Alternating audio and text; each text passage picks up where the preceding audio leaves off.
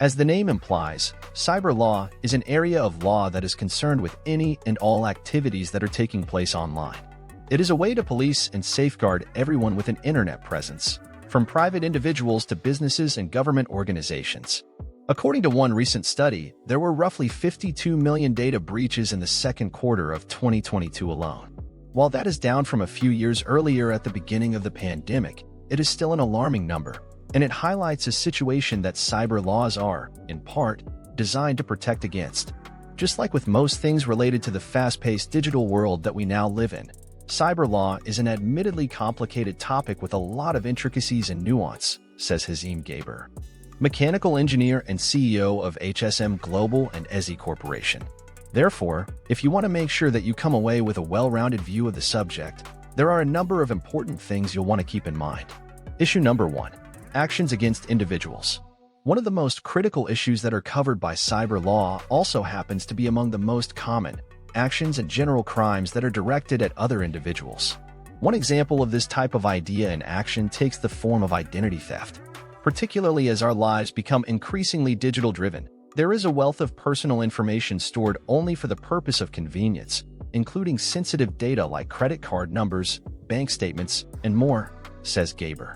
If that information were to fall into the wrong hands, there is no limit to the damage someone might be able to do to another person's life, which is why cyber law places such a heavy emphasis on the idea.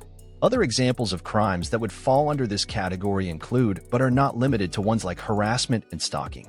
Explicit images and videos that fall under the purview of revenge porn is also a major element of this issue. Issue number 2. Actions against the government. Another issue covered by cyber law has to do with those crimes that are directed at government organizations at the local, state, and even federal levels. The list of significant cyber incidents compiled by the Center for Strategic and International Studies is filled with such examples. In September 2022, China accused the NSA in the United States of carrying out a number of different cyber attacks against the country's Northwestern Polytechnical University. Also in September, the hacker group Anonymous claimed responsibility for a series of attacks that targeted the Iranian government. Acts of cyber terrorism also fall into this category, although the line between general hacking and an act that constitutes cyber terrorism is admittedly blurred. Issue number 3. Actions against property. Finally, we arrive at those cyber crimes that are carried out against some type of property, meaning organizations, websites, services, and more. A DDoS, distributed denial of service, attack would be a prime example. This is a type of attack designed to overwhelm a network or server with a volume of traffic it was never designed to handle, thus taking those related services offline. Hacking techniques like ransomware are also an unfortunately common element in this portion of cyber law, says Gaber. Ransomware is when a hacker uses a malicious program to essentially lock up the data on a computer or even an entire network of devices through encryption, at which point that information is then held for ransom.